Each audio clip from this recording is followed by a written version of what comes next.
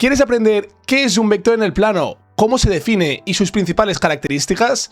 Si la respuesta es que sí, bienvenidísimo a este nuevo vídeo de Top Academy. Yo soy Joaquín y he creado esta plataforma dual gracias a toda la enseñanza que he aprendido a lo largo de mi carrera como ingeniero industrial. En estos vídeos tenéis siempre la explicación teórica de todo tipo de conceptos de matemáticas, física e informática y programación, y luego en la nube, en nuestra web top.academy, ahí tenéis muchos más ejercicios, un artículo por cada vídeo para que podáis practicar a fondo. Dicho esto, no me enrollo, tenéis en la descripción un Discord también con una gran comunidad donde podéis compartir vuestras dudas y otras personas os pueden responder, para aquellos que vais más liados a última hora antes de un examen. Y dicho esto, ya sabéis que me gusta ir al grano, así que vamos directos, ahora sí que sí, con la definición de qué es un vector en el plano. ¿Qué es un vector? Pues bien, un vector no es más que un segmento definido en el plano por un origen y un final, es decir, dos puntos con cierta dirección y sentido, como estamos viendo por aquí. Y es que tiene unas ciertas propiedades, ya que tiene unas coordenadas, que en este caso serían A y B, estos dos puntos. Luego tiene una dirección, que en este caso es, digamos, el ángulo que toma el vector respecto al eje X. En este caso es como si dijésemos diagonal hacia arriba. Luego tiene un cierto sentido, y es que en este caso es positivo en el eje de las X y positivo en el eje de las Y. Y luego tiene un cierto módulo, es decir, tiene una longitud. Al final, la definición de vector es que con infinitos vectores siempre se puede llegar a cualquier parte del plano. Y si no, te lanzo un reto. Pon un punto en una pared de tu habitación, otro punto, y tú verás que haciendo flechas siempre vas a poder llegar de un punto a otro, construyendo vectores más grandes, menos grandes, con más ángulo o con menos ángulo, pero siempre vas a poder llegar en cualquier parte del espacio gracias a los vectores. Ahora aprenderemos todas sus características y cómo definirlos y cómo calcularlas, pero antes déjame decirte para qué sirven los vectores. Los vectores básicamente en el día a día, en la física, en la ingeniería, se aplican pues para calcular muchísimas e infinidades de cosas, como pueden ser fuerzas o pueden ser impulsos o pueden ser cualquier otro tipo de cálculo. Como bien he dicho, para empezar por las coordenadas, un vector puede estar colocado en cualquier parte del mapa, así que eso lo definirá de entrada. Es decir, un mismo vector yo lo puedo trasladar a otra zona del espacio y va a ser el mismo vector, pero puesto en otras coordenadas. En cuanto a la dirección del vector, es importante saber distinguir qué vectores tienen misma o diferente dirección, ya que en este caso, por ejemplo, tenemos 4 puntos, el punto A, el punto B, el punto C, el punto D, que definen dos vectores diferentes, y como veis claramente con diferente dirección, ya que al final la dirección no es más que, si dijésemos de alguna forma, hacia dónde apunta la flecha que crea el vector. Es decir, si estuviésemos en un reloj de agujas, que apunta diagonal arriba, diagonal al centro, para abajo o justo para arriba. Es decir, en función de cómo lo tengamos colocado, va a tener una u otra dirección. Esta dirección va a estar determinada por cuánto avance el vector tanto en el eje X como en el eje Y.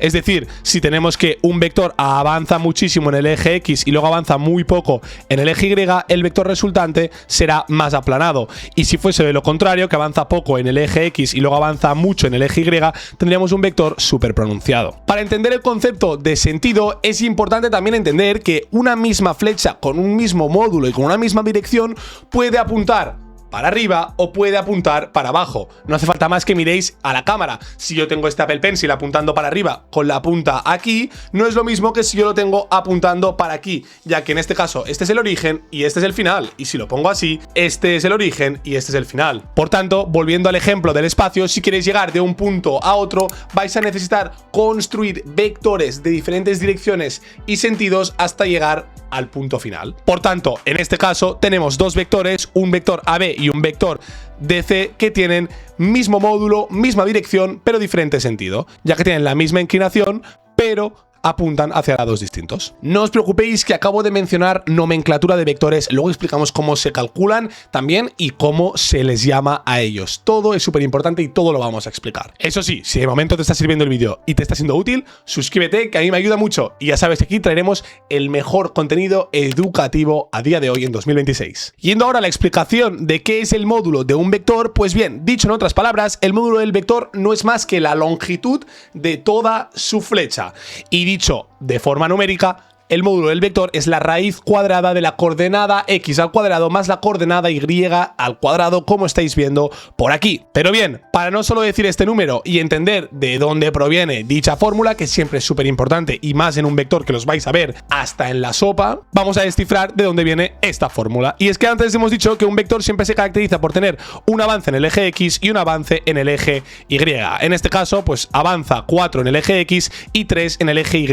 Y esto conforma el vector que tiene una cierta longitud que le hemos llamado h. Para los que os acordéis de Pitágoras, sabréis que al final calcular la h, es decir, el módulo de este vector, no es más que calcular la h al cuadrado más el cateto al cuadrado más el segundo cateto al cuadrado.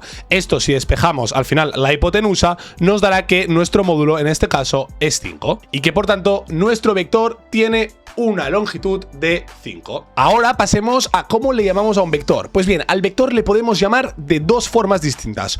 Una, por sus coordenadas, o dicho de otra forma, por su avance que tiene tanto en X como en Y, o lo podemos llamar por su módulo y su inclinación. Al final no son más que sinónimos dichos de otras formas. Por tanto, empecemos con la primera forma de denominar a los vectores, y es gracias a su avance en el eje X y su avance en el eje Y.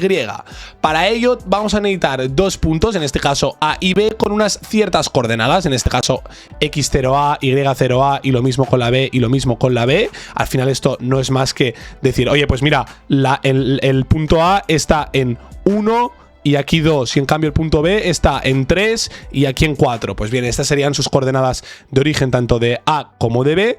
Pues bien, teniendo estas coordenadas, lo que tenemos que hacer para denominar a nuestro vector, que le vamos a llamar AB con una flechita encima, simbolizando que la A es el origen y la B es el final de nuestro vector, pues lo que vamos a hacer es restar las coordenadas X entre sí y restar las Y entre sí. Eso sí, si os fijáis, ponemos primero delante siempre la del final, así que en este caso la del punto B, ya que esto será lo que enseñe el sentido de nuestro vector. Si giráramos esto aquí no cambiaría nada a nivel de módulo, pero en vez de tener el vector apuntando hacia arriba, lo tendríamos apuntando hacia abajo. Así que es importante, si le queremos llamar AB porque va de A a B, pues poner siempre al principio el término final delante. Así que bien, poniendo un ejemplo para verlo mucho más práctico, vamos a coger dos puntos, en este caso A y B, que están en 1, 2 y en 3, 4, y vamos a ver que sí, si lo miráramos gráficamente, sabemos que avanza 2 en X y 2 en Y, por lo tanto podríamos decir rápidamente que el vector es 2, 2.